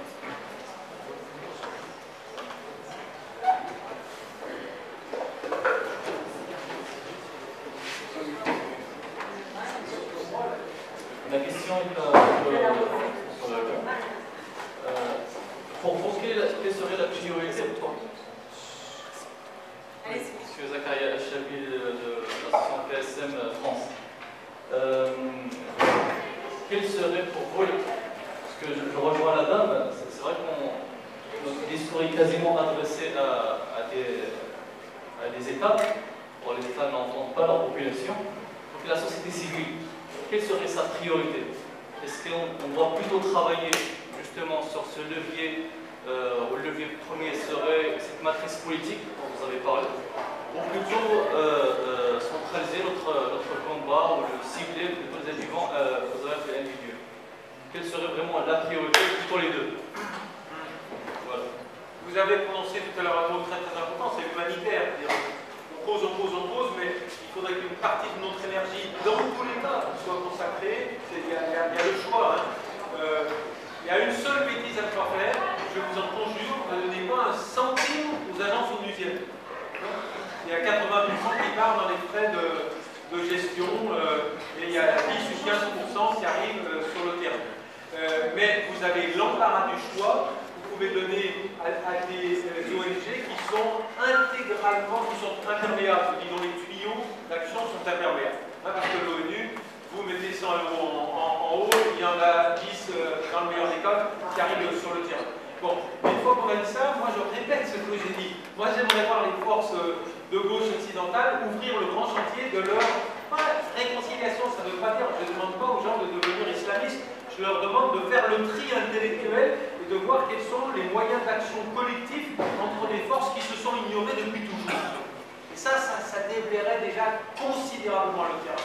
Pourquoi? Parce que si on déblaye ce terrain-là, on va parvenir à mobiliser dans la crise syrienne les forces militantes européennes sur des axes clairs, ce qu'on n'arrive plus à faire maintenant. Parce que quand vous dites Palestine, vous faites descendre des dizaines de milliers de personnes pour Gaza. C'est très bien, c'est très bien. Et quand vous dites Syrie, on vole en éclats. On vole en éclats, oui, mais les chrétiens, oui, mais les intégristes, oui, mais blablabla. Et on n'a plus d'axe de mobilisation commun. Qu'est-ce que c'est le cancer qui a rongé notre capacité à nous émouvoir collectivement de la situation syrienne? C'est le fait que les Syriens ont trop de poils au menton. Ne cherchez pas plus loin. Ne cherchez pas plus loin. C'est la capacité qu'a eu le régime à islamiser l'image de son opposition qui a désarmé les forces traditionnellement mobilisables en Europe et dans une grande partie du monde arabe, y compris dans le pays où je me trouve. Y compris dans le pays où je me trouve. On a entendu des choses terrifiantes en Tunisie sur le conflit en Syrie. Et qu'est-ce qui s'est passé? Juste en une phrase, quel est le défi que n'ont pas surmonté les forces militantes occidentales? C'est, je vais le dire de façon imagée, comment pourrais-je me solidariser avec des forces politiques, l'opposition syrienne, dont on me dit qu'elles sont soutenues par l'émir de Qatar, le roi d'Arabie Saoudite, le président Hollande, le premier ministre britannique et, last but not least, Bernard-Henri Lévy. Une fois qu'on a dit ça, tout le monde décroche. Et quelle est la réponse? Ce n'est pas parce qu'une mobilisation populaire fait l'objet de tentatives d'instrumentalisation et de récupération par des forces politiques qui ne sont pas, que nous ne considérons pas comme légitimes, que cette mobilisation politique devient illégitime. L'opposition syrienne n'est pas illégitime parce que des gens qui s'étaient gourés de mille et une façons dans la gestion de leurs intérêts dans le printemps arabe se disent je vais prendre le train en marche, je vais essayer d'être avec les vainqueurs. Et qu'est-ce qu'on a fait nous à l'opposition syrienne? On lui a donné le baiser de la mort en disant qu'on la soutenait, et on l'a soutenue beaucoup plus par des paroles que par des actes. On l'a discrédité dans toute une partie du tissu militant occidental et arabe. Eh bien, je pense qu'un objectif, c'est déjà de nous donner une lecture claire, acceptable et légitime de notre engagement dans le conflit syrien. Et on redeviendrait efficace. Parce que maintenant, tout le monde peut dire n'importe quoi. On a eu quand même, on est arrivé aux extrémités, l'usage d'armes chimiques, de missiles balistiques, de tout ce qu'on veut, et on reste les bras ballants. Mais nous sommes entrés, oui. Excusez-moi, mais au-delà de ce qui se passe en Syrie, la question malheureusement n'est pas que syrienne. Tout ce qui est djihadisme, terrorisme, extrémisme, ce n'est pas lié uniquement à la Syrie, ce qui se passe en Syrie ou en Irak. Donc comment je montre quelle stratégie, pour reprendre le terme de Madame, quelle stratégie pour les sociétés civiles dans chaque société civile dans son propre pays, dans son propre contexte. Nous en France, madame au Québec, comment agir? C'est aussi simple que ça. C'est vrai qu'il y a cette diabolisation, il y a cette fracture qui est voulue, qui est volontaire de certaines forces, on appellerait plutôt capitalistes, qui fait justement un peu diviser pour mieux régner. Entre justement les musulmans, les associations musulmanes, par exemple, qui sont impliquées, entre les forces de gauche, comme vous l'avez bien dit. Mais justement, quel pont? Comment jeter ces ponts-là et quelle priorité donnez-vous à ceci? Moi, je reviens à mon analyse. Le djihadisme, c'est l'expression du dysfonctionnement des institutions politiques qui ont vocation à régler les tensions internes à un groupe national ou à un groupe régional ou à la planète. Donc, alors je vais vous choquer, mais il faut bien dire du bien de ces autres. La Tunisie est l'archétype du pays qui lutte efficacement contre le djihadisme. Et ne nous trompons pas sur la contre-performance des événements récents. D'abord, à mon sens, ce n'est pas la Tunisie qui a fabriqué cette violence-là. La Tunisie, elle s'est trouvée simplement fournir l'occasion de frapper relativement facilement des ressortissants des pays qui bombardent l'Irak. Alors je sais, c'est terrible, il y a eu 2 morts de trop, c'est les morts qui sont tunisiens, mais la Tunisie actuellement est l'archétype d'une situation qui permet d'espérer une résistance efficace aux poussées radicales, aux extrêmes du champ politique. Pourquoi? Parce que ce champ politique est merveilleusement, étonnamment consensuel, puisqu'on a eu une alternance et cerise sur le gâteau. J'avoue que même moi, je ne l'aurais vraiment pas prévu. Nous avons un gouvernement, sinon complètement d'union nationale, mais où symboliquement, ceux qui avaient gagné le premier scrutin sont associés à la gestion dans le contexte de la restauration du pouvoir précédent. Donc c'est ça, l'effort il est là. L'effort il est vers tout ce qui permet une transition. Mais ce qui permet une transition, je reviens à mon idée fondamentale, c'est quand même d'aplanir le différent émotionnel, irrationnel qu'il y a entre les 2 camps politiques du monde arabe, en écho et qui nourrissent la fracture nord-sud, hein, parce que nous ne lisons, je vais vous faire une confidence. L'autre jour, j'ai dîné ici à Tunis avec M. Mélenchon. Et donc les forces de gauche. Mais M. Mélenchon n'avait de la Tunisie, la lecture qu'il faisait de la Tunisie, c'était celle de Hamami. Et seulement Hamami. C'est quelqu'un de bien, il existe. Il a 10 ou 12% des suffrages. Je ne nie pas sa légitimité, mais je ne peux pas comprendre les dynamiques politiques en Tunisie si je n'intériorise que les catégories de Hamami. Il va me manquer quelque chose. Des fois, j'emploie une autre formule et là encore pire. Et là, je ne sais pas si j'ose la dire. Mais la France a développé une coopération intense avec la Marseillaise. Il faudrait maintenant développer une coopération avec le reste de la Tunisie. Vous voyez ce que je veux dire? Et ça, ce gap-là, il me semble qu'il est central dans toute notre relation au monde arabe. C'est-à-dire que nous ne sommes parvenus depuis la France à ne développer des relations qu'avec la petite minorité qui nous dit dans la langue qu'on comprend ce qu'on a envie d'entendre. Mais là, on doit aller plus loin et être capable de construire une relation rationnelle avec l'altérité musulmane et pas avec le musulman qui n'est pas musulman. Jusqu'à présent, il y en a qu'un qui nous plaît, qu'on comprend, c'est le musulman qui n'est pas musulman. C'est le musulman qui, à l'heure de la prière, accepte de boire le pastis. Mais là, on doit faire une étape et on doit arriver à créer une relation avec le musulman qui, à l'heure de la prière, a le mauvais goût d'aller faire la prière. Et ça, c'est un challenge pour les forces de gauche en Europe et à l'intérieur de la France, c'est extrêmement important.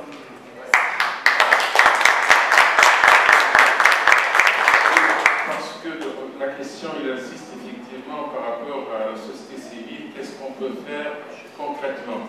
Je pense que, voilà, il y a des éléments de réponse.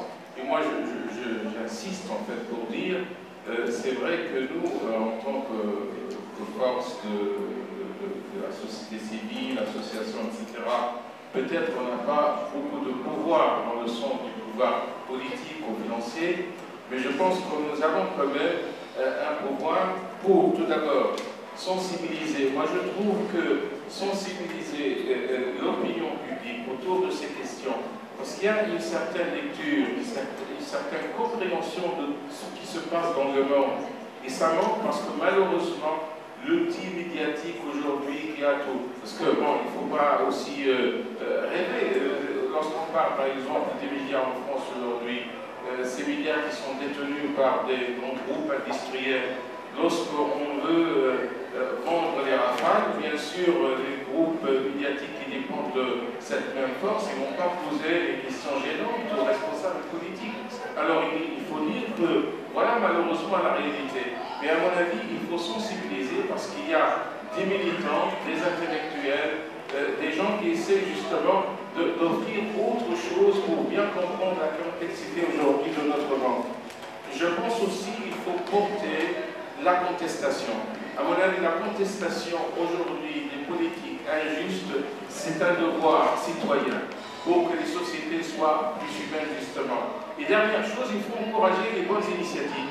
Moi je pense que dans notre société, il y a des initiatives, parce qu'on parle des médias par exemple, tous les Français, ceux qui suivent un petit peu la réalité française, ils ont entendu parler de PNL et ses efforts. Mediapart, je pense que Mediapart, c'est une belle initiative dans le monde justement des médias qui mérite d'être encouragée. Voilà, si vous voulez, ce qu'on peut faire concrètement pour faire avancer les choses.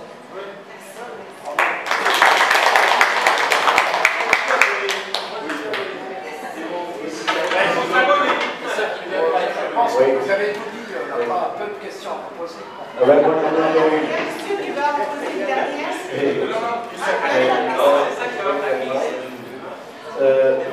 Non, je voulais dire par rapport à la société française. À un moment, on a évoqué la question de la solidarité avec la Pologne, Solidarność.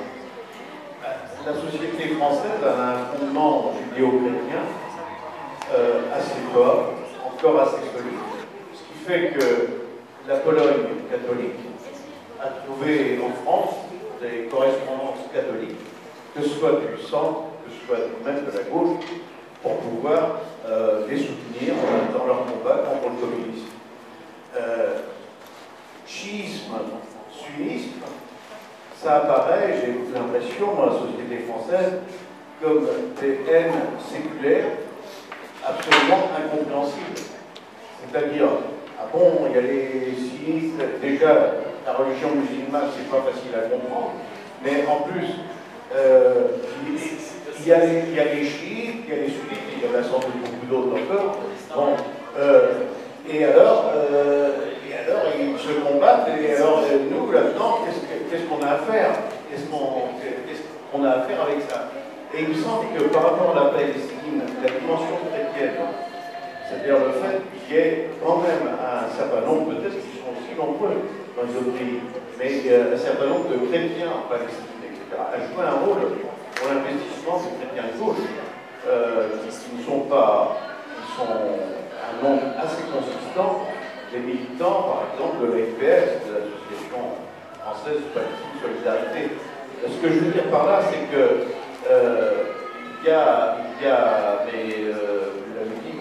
Burgal, il y a une espèce de combat culturel, d'interrogation intellectuelle à avoir pour y compris entrer dans la compréhension d'une autre culture que la nôtre.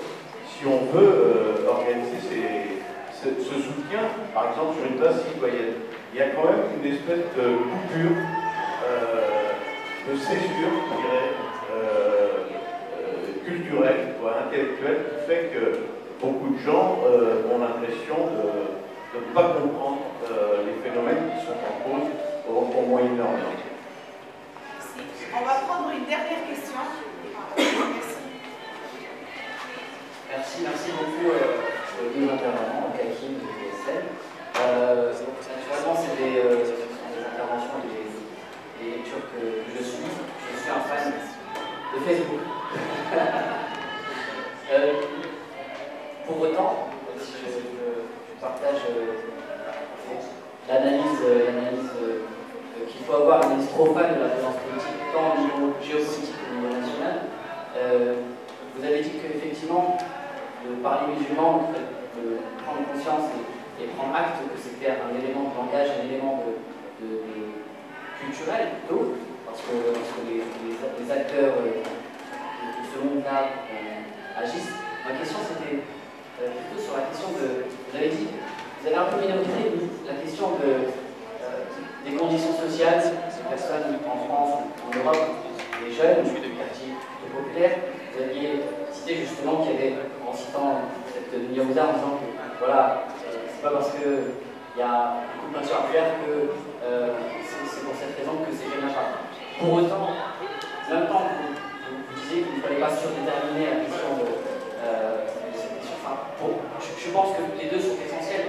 C'est-à-dire que pour quelqu'un qui, comme nous, au niveau du travail, au niveau national, au niveau associatif, la question géopolitique est importante. Il faut agir, mais le levier premier d'action, c'est celui du local, individuel, et on doit aussi avoir cette analyse globale, mais en même temps aussi accompagner le déterminant religieux est important, c'est-à-dire que il y a un intervenant qui disait que ces jeunes-là, à défaut de ne pas avoir trouvé un sens à leur vie, essayent de trouver un sens à leur mort. C'est-à-dire qu'en partant dans ces pays-là, en Syrie en particulier, parce que c'est des jeunes qui ne connaissent pas la Syrie, j'ai eu la chance d'y être, qui ne connaissent pas du tout ce pays-là, qui ne savent même pas le situer dans le cas. Et donc, en cherchant un sens à leur mort, voilà, ils agissent dans cette logique-là. Simplement pour la question de la détermination des conditions sociales. Merci.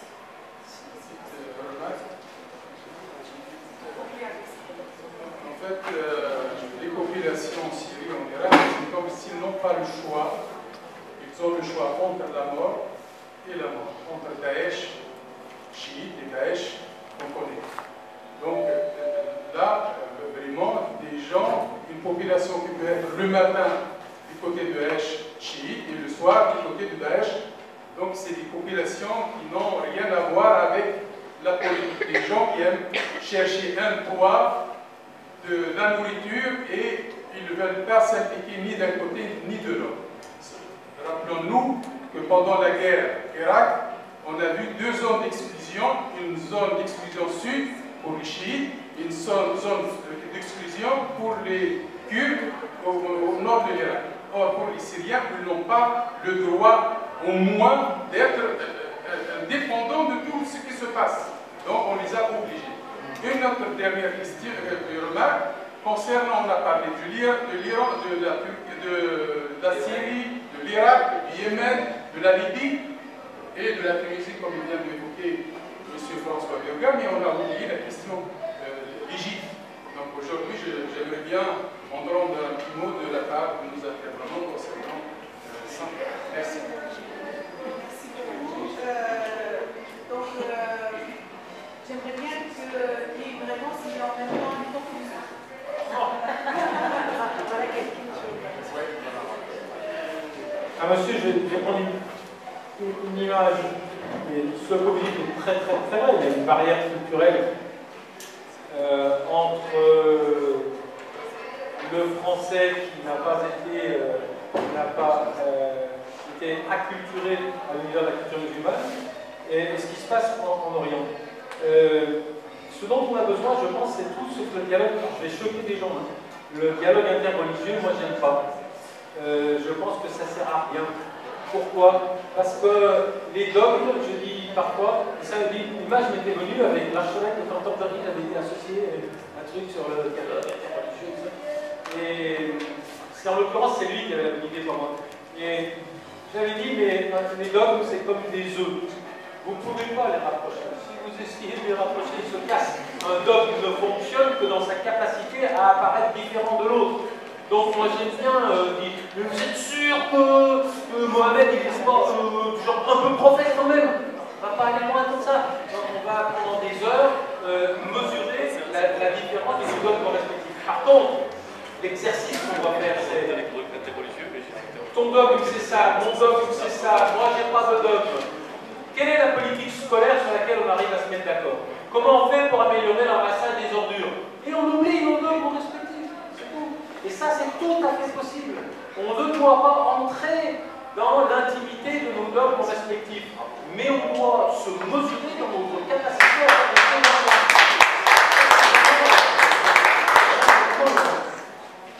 alors oui, j'ai pris des raccourcis. Si je me résume de façon plus équilibrée, je dirais que la radicalisation naît de l'échec de deux vivre ensemble. D'accord? Alors revenons sur le vivre ensemble. Alors j'ai dit que l'échec du vivre ensemble national, je le considérais comme un adjuvant, comme un potentialisateur, mais je ne voulais pas que ce soit l'alpha et l'oméga de la naissance des conduites radicales. Mais revenons quand même sur l'échec du vivre ensemble. Il image que j'ai employée 1000 fois, vous pouvez la retrouver écrite. Qu'est-ce que c'est l'échec du vivre ensemble? C'est l'absence de fonctionnement de la machine à distribuer les ressources aux différentes composantes du tissu national. Alors ces ressources, elles peuvent être économiques. Si je n'ai pas de boulot, au bout d'un moment, je vais avoir une propension à entrer en tension avec l'univers qui ne me reconnaît pas. Mais si tous les matins sur, je dis au hasard, sur France Inter, j'entends une vision, par exemple, du conflit israélo-arabe qui heurte ma sensibilité, et puis le soir, je recommence, ça recommence. J'ai à nouveau l'impression que c'est plutôt le temps d'en face qui a le droit de s'exprimer. Et là, ça ne coûte pas très cher de rétablir l'égalité du droit d'accès à la parole publique aux heures de grande écoute. Mais ça ne fonctionne pas. Alors j'ai employé cette image un peu choquante, je dis, si la table, si le pied musulman de la table du vivre ensemble est trop court, ça boite. Et puis quand je suis très énervé, je dis, si le pied d'une autre communauté qui a un accès plus facile à l'expression publique quand il s'agit du conflit israélo-arabe est plus long que les autres, ça boite aussi, ça aggrave. Et c'est la situation que nous vivons en France, et qui exacerbe évidemment le dysfonctionnement de la distribution des ressources économiques, c'est-à-dire mon accès à l'accord. Mais je ne veux pas qu'on s'enferme là-dedans. Je ne veux pas que ça serve ce que fait par exemple mon collègue Olivier, avec qui je suis Olivier Roy. Mais je ne veux pas qu'on dise ça leur arrive, mais vous savez, nous on a été Mao quand on était jeunes, le conflit israélo-arabe, mais ça n'a rien à voir avec ça, oubliez. Ça, je ne veux pas. Je veux que la matrice politique, structurelle, qui fabrique de la radicalisation, reste sollicitée. Je vais prendre une dernière. Non. Oui, l'Égypte abat la démocratie ici. Non, mais je veux dire, l'Égypte prouve chaque jour les raisons que nous avions de ne pas nous satisfaire du tour de passe-passe qui a mis un terme au processus démocratique. Bon, on pourrait, mais je pense que l'Égypte parle pour elle-même. Il n'y a pas besoin tellement dans le temps. Ouais, non, je vais m'arrêter là. Sinon, je vais bien. Bravo.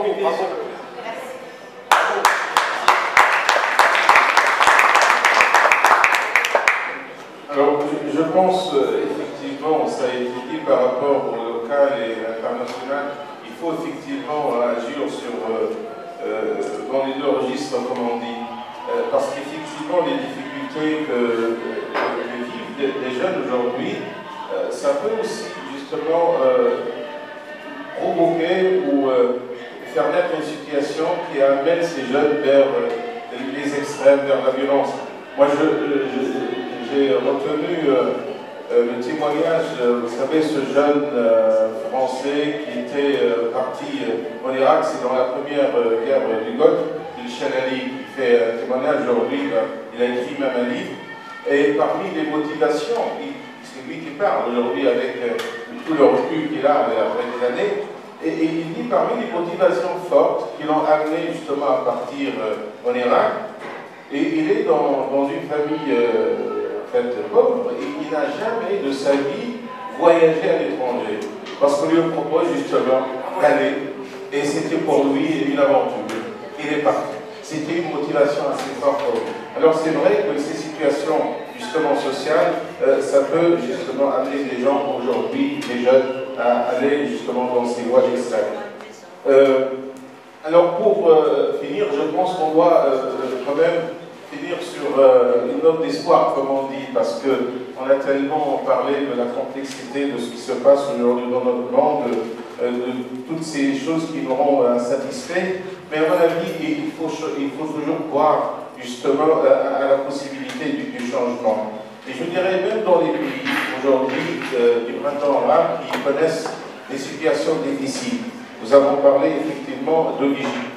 Il y a des Égyptiens qui nous disent aujourd'hui, si nous avons gagné quelque chose de la révolution égyptienne, une seule chose, mais c'est quelque chose de très important, c'est que la mentalité du peuple, elle a changé. Il est en train de changer, justement. Que les gens aujourd'hui sont prêts d'être, justement, dans le fait de protester et de résister, effectivement. Et aujourd'hui, cette résistance, elle prend de l'ampleur. C'est plus des rangs, en fait, des mouvements des frères musulmans seulement, mais au-delà. On parle même des quartiers chiites tributaires et autres, où il y a des jeunes aujourd'hui qui se mobilisent parce qu'ils ne veulent pas effectivement être sous un régime de dictateur, un régime autoritaire. Et je dirais à la fin aussi que nous devons tirer, parce que, comme l'a dit François tout à l'heure, qu'on peut se mettre d'accord sur ce qu'on peut appeler aujourd'hui les causes communes qui sont là. Et je dirais par rapport à nos références religieuses, culturelles, nos valeurs, etc., que chacun de nous essaie de tirer ce qui est le meilleur dans ces valeurs. Et à mon avis, si on se met justement sur ce plan des valeurs, on va trouver qu'il y a beaucoup de convergence. Et après, chacun il peut garder ses spécificités sans problème. Merci beaucoup pour la qualité de vos interventions. Personnellement, je me tiens de cet échange riche et très intéressant. L'idée que la radicalisation naît de l'échec du vivre ensemble et que la gauche européenne doit faire un tri intellectuel et avoir des axes de mobilisation communs,